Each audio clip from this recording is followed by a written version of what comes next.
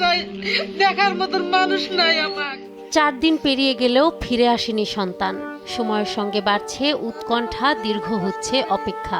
নিখোঁজ ছেলেকে ফিরে পেতে বাবা মায়ের চোখে এখন শুধুই জল, কণ্ঠে আকুতি। চারদিকে খোঁজ চললেও পরিবার বলছে সহায়তা মিলছে না প্রত্যাশিতভাবে। আপনারা আমাকে ছেলেটা ফিরিয়ে দিবেন, আর কিছুই চাই না। 6ষ্ঠ শ্রেণীতে পড়ুয়া শিক্ষার্থী রাব্বানী ইসলাম শনিবার বিকেলে বাড়ির পাশেই খেলতে বের হয়েছিল সে, কিন্তু সন্ধ্যা গড়িয়ে রাত নামলেও আর ফিরে আসেনি ঘরে। পরদিনই থানায় সাধারণ ডায়েরি করেন তার বাবা, কিন্তু নিখোঁজের 4 দিন পার হলেও মেলেনি কোনো সন্ধান।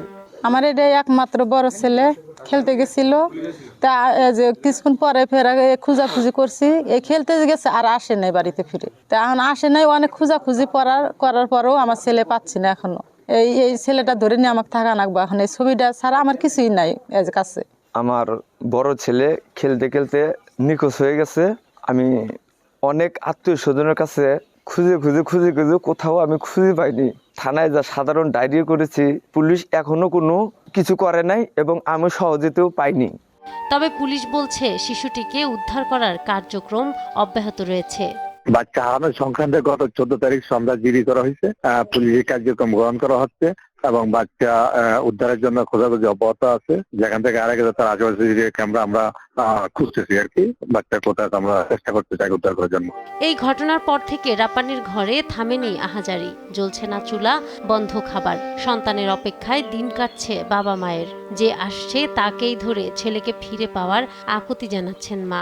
ইসলাম বলেছেন এই গ্রামে ছেলেটা খুব ভালো ছেলে, 4 দিন আগে হারিয়ে গেছে।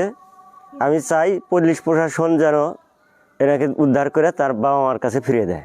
ছেলেটা খুব ভালো, গ্রামে থাকে, মনে করেন যে সবাই ডাক দিলে কাজ কাম করে দেয়, মানে আমরাও খুব ভালোবাসি। 4 দিন ধরে আর হারায় গেছে। আমরা আপনাদের কাছে চাই যে ছেলেটা আপনারা কেমন করে বাইর করে দিবেন, পুলিশদের বলবেন, আমরা এটা আশা করি।